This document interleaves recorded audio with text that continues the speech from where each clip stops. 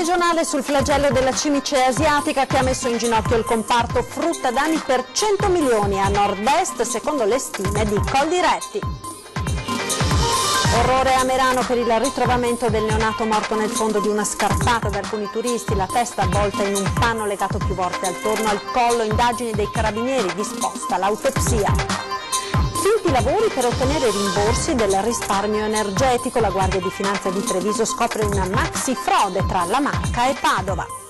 Aggredivano e picchiavano coppie in giro per Venezia, la polizia blocca 5 ragazzi tra i 16 e i 19 anni, in un caso si erano anche scagliati contro gli stessi agenti.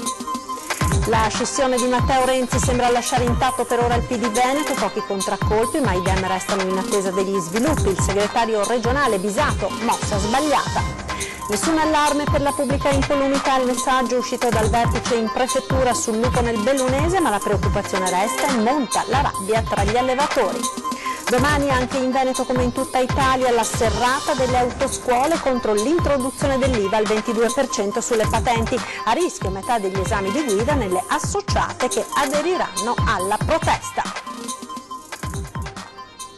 Buonasera e ben ritrovati con l'edizione del Veneto dei nostri telegiornali. In primo piano il flagello della cimice asiatica, perché oggi c'è stato il tavolo regionale sulla questione appunto dell'invasione di questo insetto che ha messo in ginocchio soprattutto il comparto della frutta, danni per 100 milioni di euro secondo le stime della Coldiretti, dichiarato lo stato di crisi. Sentiamo.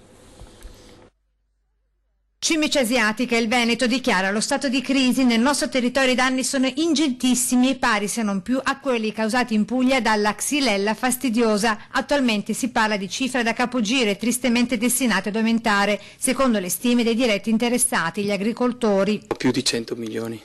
Più di 100 milioni, qua veramente è un problema grave perché non si hanno le risorse, siamo in un tavolo verde proprio con la regione, ma non abbiamo le risorse per poter far fronte a tutti questi danni. In ginocchio al momento più di 100 varietà di piante con la frutticoltura in testa, ma la finestra potrebbe allargarsi. La cimice asiatica infatti ha gusti molto variegati, purtroppo pur di qualità, con danni stellari. La Xylella è stata stimata 1 miliardo e 200 milioni, noi non andiamo distanti. Oggi il punto sui danni causati al tavolo verde convocato dalla Regione, che ha stanziato 1 milione di euro per le emergenze. Non bastano, dicono i produttori, che prima di estirpare le piante ormai tristemente compromesse chiedono l'introduzione immediata dell'antagonista, la cimice, la vespa samurai. Ma si dovrà attendere anni per la fine della sperimentazione. Il nord-est con Piemonte, Emilia-Romagna, Liguria e Lombardia compatte insieme per chiedere aiuto al governo e all'Europa. Un protocollo che stiamo chiedendo al governo, adesso avremo un incontro con il nuovo Ministro dell'Agricoltura, delle risorse per far sì che le nostre aziende passino questo periodo appunto di tragedia economica. La cronaca ora ci porta in Alto Adige con la notizia terribile del ritrovamento del corpo senza vita di un neonato gettato in una scarpata a Lana di Sopra nei pressi di Merano. La testa del piccino, un maschietto, era avvolto in un panno legato più volte intorno al collo. Il corpicino, ancora col cordone ombelicale attaccato, era nascosto sotto un cespuglio. La procura di Bolzano ha disposto l'autopsia per stabilire l'esatta causa della morte, mentre sono in corso indagini per risalire alla madre e a chi abbia compiuto questo gesto. Il corpo del bimbo mostrava segni di violenza, ha affermato la procura di Bolzano in una nota. A scoprire il corpicino è stata ieri una turista tedesca mentre passeggiava con il cane. La donna ha avvisato i carabinieri e sono state avviate immediatamente le indagini. A Venezia ora, perché è stata sgominata la baby gang che seminava il terrore a Venezia e che lo scorso aprile aveva pestato 2 coppie di fidanzati a Rialto. Tra i 5 arrestati anche 2 minorenni ora in comunità. Smantellata dalla polizia la baby gang che seminava il terrore a Venezia e che ad aprile scorso aveva pestato 3 coppie di fidanzatini ai piedi del ponte di Rialto. Ad incastrarli questo video. Oggi arrestati all'alba 5 dei ragazzi responsabili di quel pestaggio, tra loro 2 minorenni finiti in comunità. Ai domiciliari i restanti 3, tra i quali pure una ragazza. Pesanti le accuse a loro carico e a vario titolo, con i reati di minaccia, lesioni aggravate, resistenza e oltraggio al pubblico ufficiale, getto pericoloso di cose. I fatti risalgono alla notte tra sabato 6 e domenica 7 aprile, quando 2 coppie di giovani erano state vittime di un'aggressione da parte di un gruppo di ragazzi, tra i quali i 5 colpiti dal provvedimento di arresto. L'aggressione tra Campo San Giacomo e Campo dell'Erbaria a Rialto, appunto. Nel video sconcertante osservare come, nonostante il passaggio di varia gente, nessuno fosse intervenuto a prestare aiuto e soccorso, preferendo però restare a guardare. Ed ancora cronaca, tragedia nell'Alta Padovana, in un incidente stradale ha perso la vita una donna di 52 anni.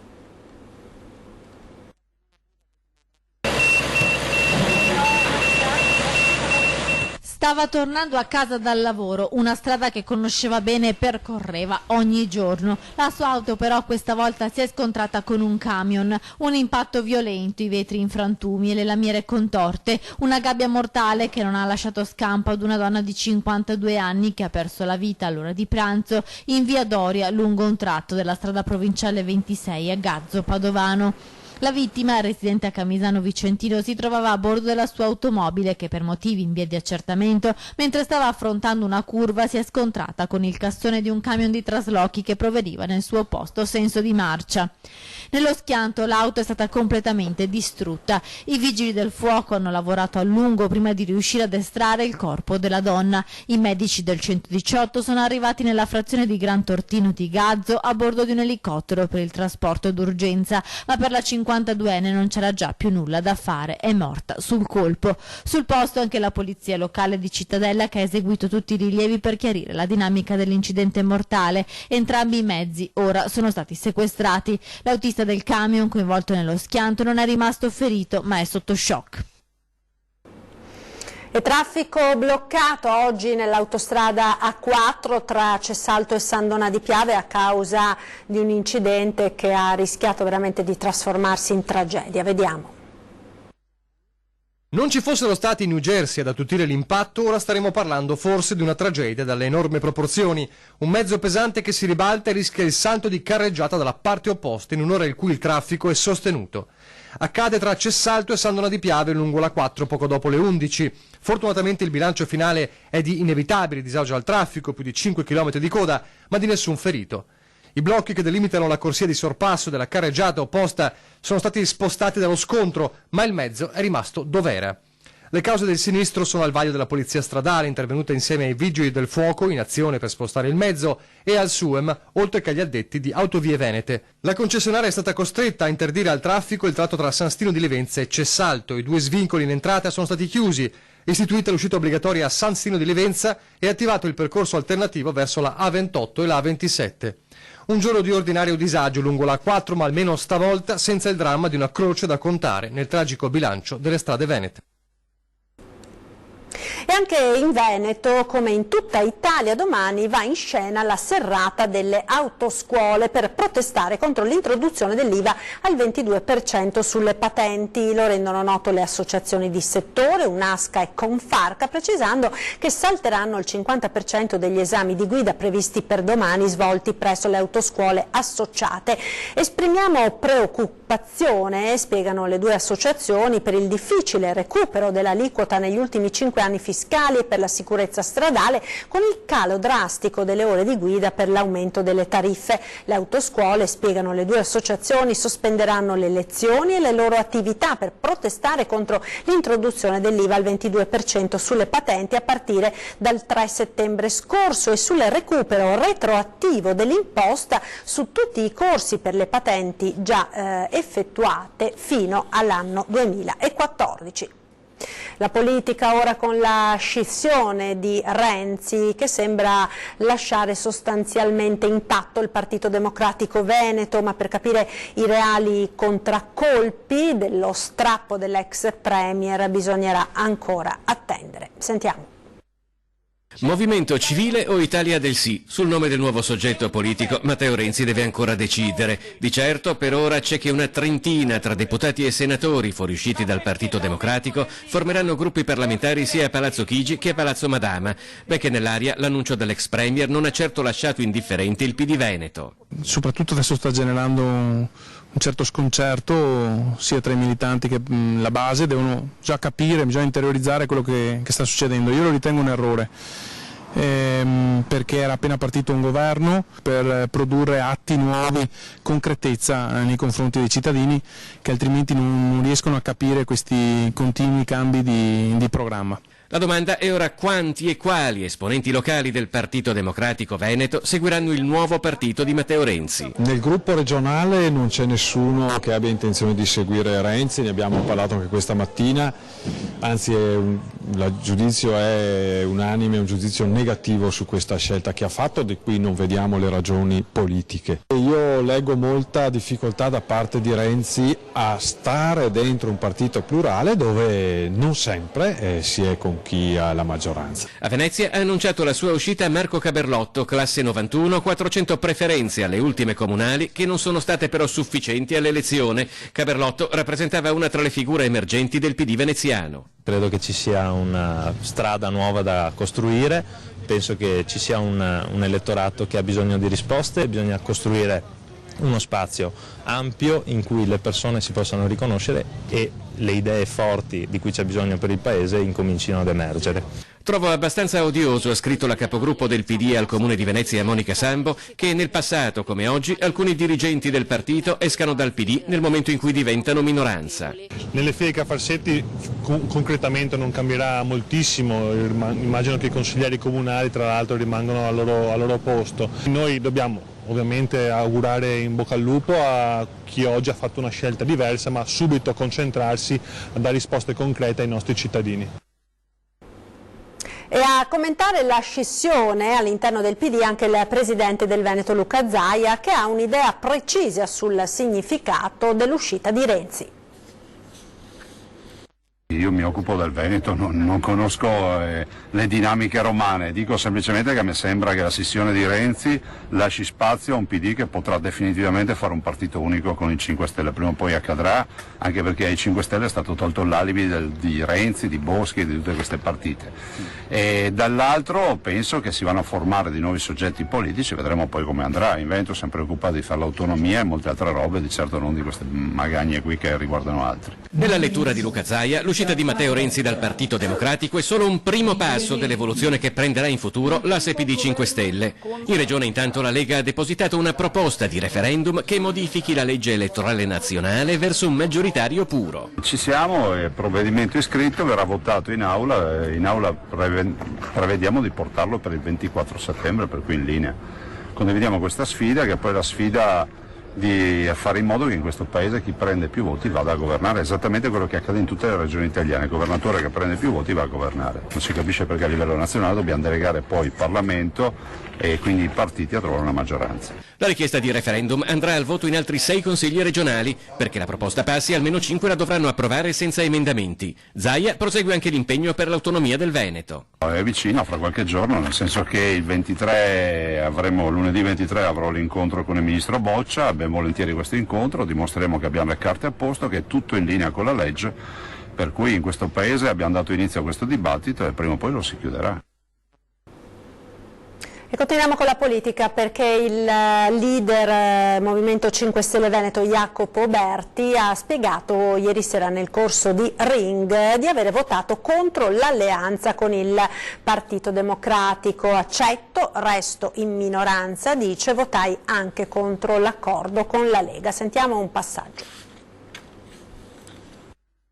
Se lo vuole dire cosa ha votato quel giorno?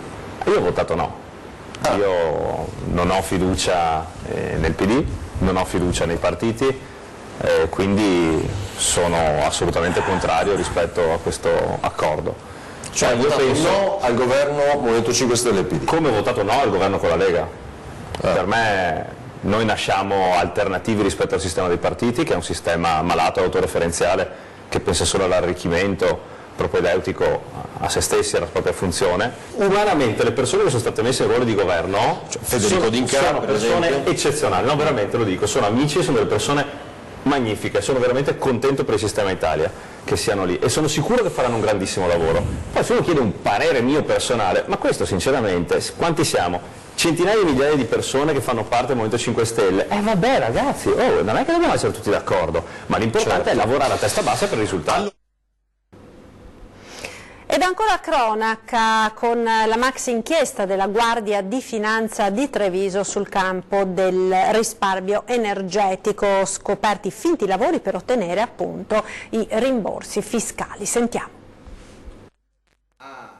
Usufruivano di rimborsi fiscali per impianti energetici mai eseguiti 28 indagati di 15 società di servizi scoperti dalla Guardia di Finanza di Treviso, che ha arrestato per il reato di truffa aggravata 7 persone e sequestrato beni per 110 milioni di euro tra Padova, Frosinone, Cosenza e Treviso.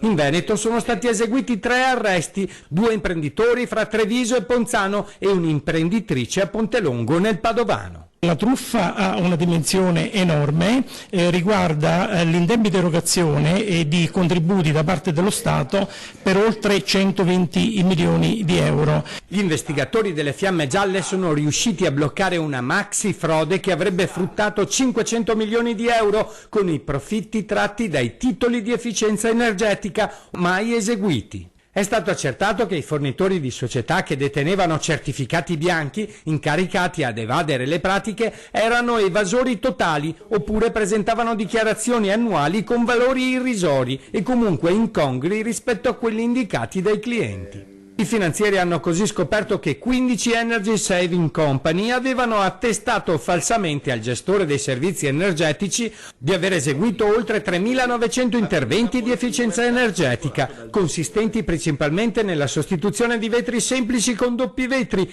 isolamento di pareti e coperture per il riscaldamento o raffrescamento di involucri edilizi. In tal modo maturavano il diritto al rilascio di titoli di efficienza energetica, i certificati bianchi, rappresentativi in sostanza di un contributo pubblico per il risparmio di energia. Ma sia gli artigiani che i loro clienti non ne sapevano nulla.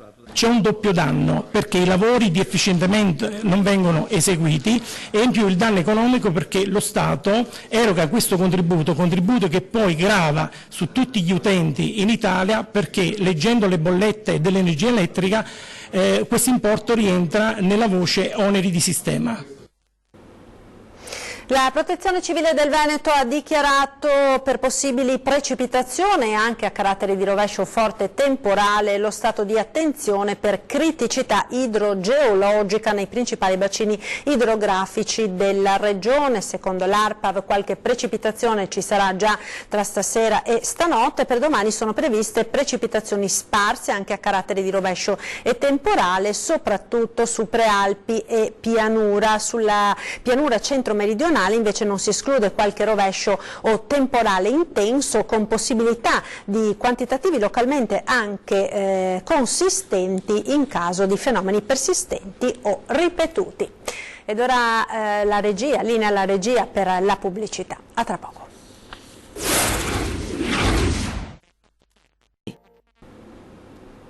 Eccoci nuovamente in studio con l'edizione del Veneto dei telegiornali di Antenna 3. Andiamo ora a Belluno, nessun allarme per la pubblica incolumità e questo sostanzialmente è il messaggio che è uscito dal tavolo tecnico convocato in prefettura per fare il punto sulla presenza del lupo, ma monta intanto la rabbia degli allevatori. Sentiamo. 3 pecore scarnificate e altre 2 fuggite dal branco, morte in un dirupo. L'ennesima storia di predazione da lupo oggi arriva da Marziai di Lentiai e sicuramente il numero di questi capi andrà ad aumentare. Quello diffuso oggi al tavolo per la sicurezza convocato in prefettura.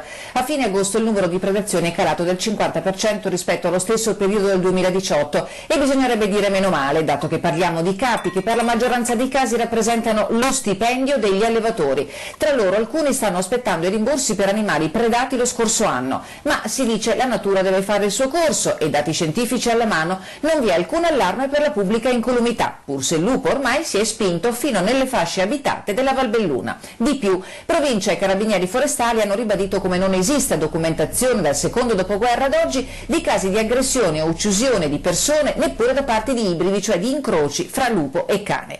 Rafforzare la prevenzione a tutela del settore zootecnico e la corretta informazione alla popolazione, gli impegni assunti oggi a Palazzo dei Rettori, e fra gli allevatori monta la rabbia. È tardi per iniziare a gestire la cosa e bisogna iniziare a gestirla, fare qualcosa, non solo chiacchiere. Non vediamo una via d'uscita, l'unico modo è di poter gestire questa popolazione di lupi che è arrivata qualche anno fa, e la gestione deve prevedere anche l'abbattimento di quegli animali troppo invadenti. Noi vogliamo un tecnico che ci metta nero su bianco che effettivamente questo predatore è innocuo per le persone. In prefettura a farsi interprete della voce degli allevatori è stato il sindaco di Borgo Valbelluna. Noi non ci rendiamo conto di quelli che saranno i drammi, di quelle che saranno le conseguenze drammatiche di questo fenomeno fra 5, 10 e 20 anni, perché avremo un abbandono totale della montagna da parte dei nostri agricoltori e la politica si deve fare voce di queste istanze per controllare e per limitare e per ridurre il numero di questi animali. E chiudiamo con una notizia, con una buona notizia. È stato infatti ritrovato e sta bene l'escursionista di 68 anni di Voltago a Gordino, per il cui mancato rientro dalla Val Canzoi ieri sera in tarda serata era scattato l'allarme. L'uomo si era riparato per la notte al bivacco Feltre, ma l'assenza di copertura telefonica gli aveva impedito di avvisare la famiglia. Una squadra del soccorso alpino lo ha raggiunto ed è rientrata assieme a lui al campo base. Alla ricerca hanno preso parte anche gli uomini del soccorso alpino della Guardia di Finanza, 2 unità cinofile e i vigili del fuoco con l'elicottero. Uno sguardo alla nostra programmazione, 20:10 come sempre subito dopo i telegiornali. Questa sera ospite di Ferdinando Avarino, Gianangelo Boff, commissario della Lega di Treviso. Ed è tutto, vi lascio come sempre alle previsioni del tempo, arrivederci.